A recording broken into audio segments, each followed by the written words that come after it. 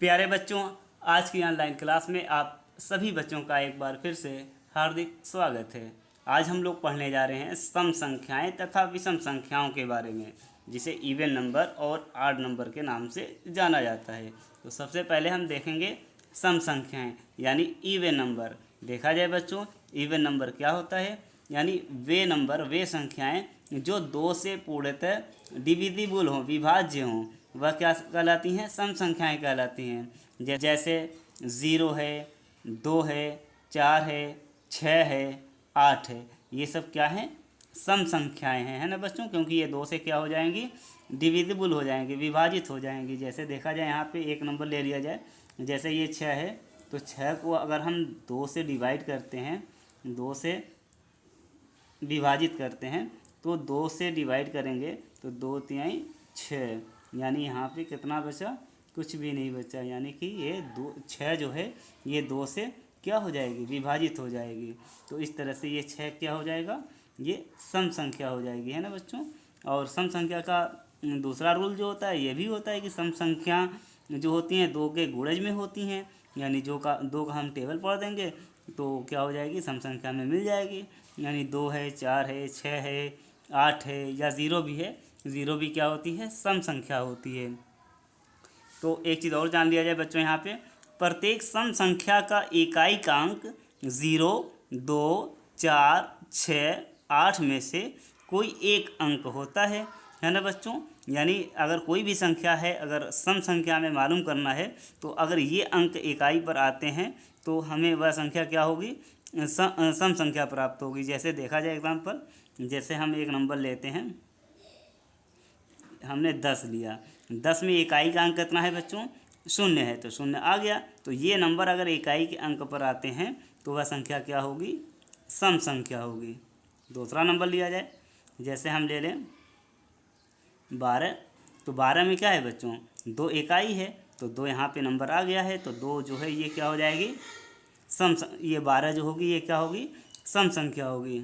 इसी तरह से और भी नंबर हम बढ़ा ले सकते हैं, जैसे 134 है, तो 134 में बच्चों इकाई का अंक कितना आ गया? 4 आ गया। तो हम इकाई का अंक अगर 4 आएगा या 6 आएगा या 8 आएगा तो वह संख्या क्या होगी? सम संख्या होगी। तो इस तरह से 134 क्या है? सम संख्या है। सम संख्या को इस प्रकार भी देखा जा सकता है बच्चों, सम संख्या को दो बराबर के समूह में बांटा जा सकता है ना बच्चों? तो इवन नंबर्स जो होते हैं can be divided into 2 equal groups. जैसे यहाँ पे हमारे पास बच्चों, यहाँ पे एप्पल है, 1, 2, 3, 4, 5, 6 एप्पल है, तो हम इसको 2 के ग्रुप में बांट सकते हैं। यानी 2 बच्चों में इसे बांट सकते हैं। तो एक बच्चे को 3 एप्पल मिलेगा, दूसरे बच्चे को 3 एप्पल मिलेगा, और बाकी कुछ नहीं बचेगा। तो ये हमारा नंबर क्या हो जाएगा? ये सम संख्या हो जाएगी। 1, 2, 3, 4, 5, 6 जो है ये क्या हो जाएगा? ये 6 जो नंबर होगा ये क्या नंबर होगा? सम संख्या होगा। यानी कोई भी ऐसी संख्या जिसे 2 लोगों में बांटा जा सके, इक्वल बांटा जा सके, है ना बच्चों? तो वह संख्या क्या कहलाएगी? सम संख्या कहलाएगी। आगे देखते हैं बच्चों, आगे क्या है? विषम संख्याएं यानी ओड नंबर से हैं। आगे देखते हैं बच्चों, आगे क्या है? विषम संख्याएं हैं यानी ऑड नंबर्स हैं। यानी ऑड नंबर्स क्या होते हैं? वे संख्याएं जो 2 से पूर्णतः विभाज्य नहीं होती हैं, विषम संख्याएं कहलाती हैं। जैसे 1 है, 3 है, 5 है, 7 है, 9 है, ये सब क्या हैं? विषम संख्याएं हैं, क्योंकि ये 2 से विभाजित नहीं हो पाएंगी, 2 से पूरी तरह से बट नहीं पाएंगी। देखा जाए जैसे इसमें हमारा 5 है, तो हम इसको 2 जगह बांटते हैं तो ये पूरा पूरा नहीं बट पाएगा, इसमें कुछ बच जाएगा। देखा जाए तो ये 5 है, इसको 2 से डिवाइड करेंगे, भाग करेंगे, तो 2 दूना 4, तो ये पूरा पूरा नहीं बट पाएगा, एक बच जाएगा यहाँ पे शेष। क्या कहलाएगी? विषम संख्या कहलाएगी 5, क्योंकि ये 2 से क्या हुई? पूरी पूरी बट नहीं पाई है, पूरी पूरी विभाज्य नहीं हो पाई है ना? तो जो 2 से पूर्णतः विभाज्य नहीं होती है वह क्या कहलाती है? विषम संख्या कहलाती है। या फिर इसको इस तरह से भी रिप्रेजेंट कर सकते हैं, इस तरह से भी कह सकते हैं कि विषम संख्या 2 के गुणज में नहीं होती है, 2 का मल्टीपल में नहीं होती है। जैसे 1, 3, 5, 7, 9, ये सब नंबर 2 के मल्टीपल नहीं होते हैं। या फिर इसे हम इस तरह से भी कह सकते हैं बच्चों कि प्रत्येक विषम संख्या यानी ऑड नंबर का इकाई का अंक 1, 3, 5, 7, 9 में से कोई भी एक अंक आता है तो वह संख्या क्या होगी? विषम संख्या होगी। जैसे हम एक यहाँ पर एग्जाम्पल देखते हैं। जैसे हमारे पास ये 215 एक संख्या है ना बच्चों, तो हम ये देखेंगे कि इसमें इकाई का अंक कितना है? 5 है। तो अगर इनमें से कोई भी एक अंक आता है इकाई का अंक, तो वह संख्या क्या होगी? विषम संख्या होगी। तो 215 क्या हो जाएगी? विषम संख्या होगी। या फिर आगे देखा जाए बच्चों,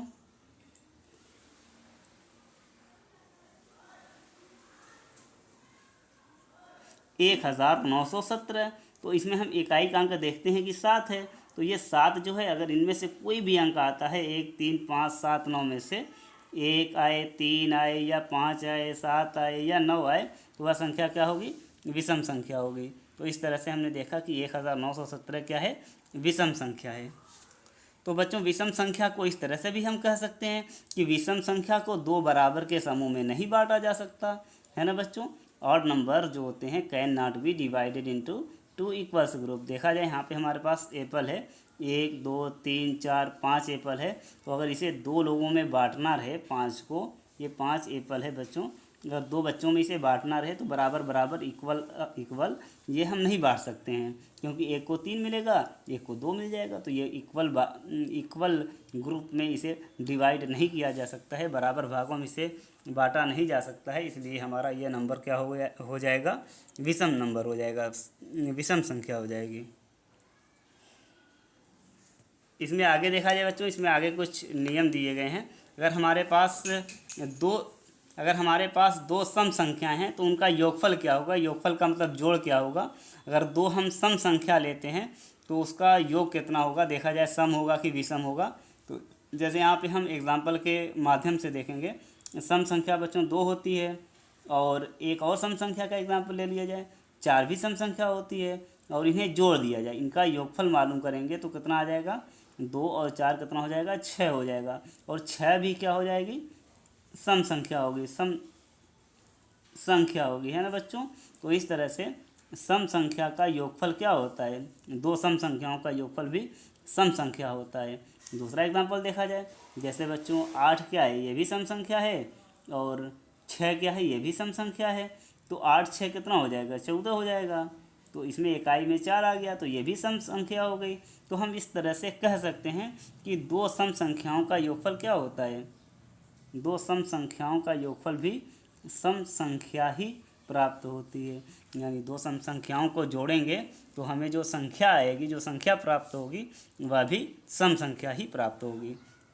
आगे देखा जाए बच्चों, अगर हम दो विषम संख्याओं को जोड़ते हैं तब हमें क्या प्राप्त होगा? देखा जाए, अगर मान लो हम एग्जाम्पल फर्स्ट लेते हैं, एक विषम संख्या 1 है, दूसरी विषम संख्या मान लिया जाए 3 है। तो इसको ऐड करेंगे तो 1 और 3 कितना हो जाएगा? 4 होगा। 4 क्या है बच्चों? यह सम संख्या है। यह क्या है? सम संख्या है ना बच्चों। तो दो विषम संख्याओं का योगफल क्या देखा हमने?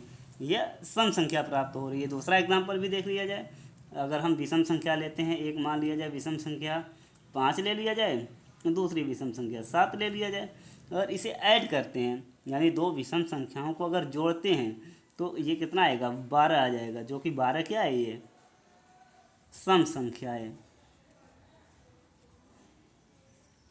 तो इस तरह से हमने देखा कि अगर हम दो विषम संख्याओं का योगफल मालूम करते हैं, जोड़ मालूम करते हैं, तो हमें क्या प्राप्त होता है? सम संख्या प्राप्त होती है। अब देखा जाए, सम और विषम संख्या, यानी एक सम संख्या रहे और एक विषम संख्या रहे। एग्जाम्पल के माध्यम से देखा जाए, एक सम संख्या ले लिया जाए 2, और एक विषम संख्या ले लिया जाए 3, क्योंकि 3 क्या है? विषम संख्या है। इसको अगर जोड़ते हैं बच्चों तो 2 और 3 कितना हो जाएगा? 5 हो जाएगा। अब 5 क्या है? ये 5 क्या है? विषम संख्या है। 5 क्या है? विषम संख्या है। तो जब सम और विषम को जोड़ेंगे तो विषम संख्या प्राप्त होगी, है ना बच्चों। दूसरा भी एग्जाम्पल देखते हैं, जिस पे सम संख्या लेना है तो सम संख्या 4 ले लेते हैं बच्चों। यहाँ पे सम संख्या 4 हो, एक सम संख्या ले लेते हैं 4, और दूसरी विषम संख्या ले लेते हैं 9। तो 9 और 4 कितना हो जाएगा बच्चों? ये 13 हो जाएगा, है ना। 13 क्या है? विषम संख्या है। तो बच्चों यहाँ पे इस पेज पे हम तीन चीज़ देख रहे हैं। एकदम पहला जो है, दो सम संख्याओं का योगफल क्या होता है, सम संख्या ही प्राप्त होता है। दूसरे में क्या है, दोनों अगर विषम संख्याएं रहें तो दोनों का योगफल जो जोड़ होता है वो क्या होता है, सम संख्या होता है, सम संख्या प्राप्त होती है ना बच्चों। और अगर एक सम रहे और एक विषम रहे तब क्या होती है, हमें विषम संख्या प्राप्त होती है। तो इस पर आधारित कुछ क्वेश्चंस दिए गए हैं, आप उसे लगाते रहिए।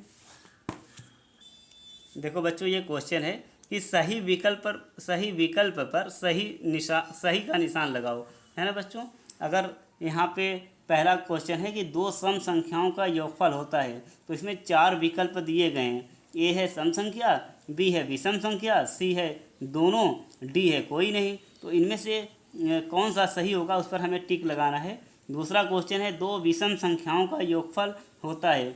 पहला है सम संख्या, एक ऑप्शन दिया है सम संख्या, बी ऑप्शन दिया है विषम संख्या, सी ऑप्शन दिया है दोनों, डी ऑप्शन दिया है कोई नहीं। तो इनमें से कोई एक सही है बच्चों, उस पर टिक लगाना है, सही का निशान लगाना है। तीसरा क्वेश्चन दिया एक सम और एक विषम संख्या का योगफल होता है। ए ऑप्शन में दिया है सम संख्या, बी ऑप्शन में दिया है विषम संख्या, सी ऑप्शन में दिया है दोनों, डी ऑप्शन में दिया है कोई नहीं। और चौथा क्वेश्चन है बच्चों यहाँ पे कि नीचे दी गई संख्याओं को सम और विषम संख्या को अलग अलग लिखिए। यानी ये जो नंबर्स दिए गए हैं, ये जो संख्याएं दी गई हैं, इसमें जो सम संख्या हैं उसमें इस कॉलम में लिखना है, जो विषम संख्याएं हैं इस कॉलम में लिखना। आप इसे लगाते रहिए। Okay, thank you.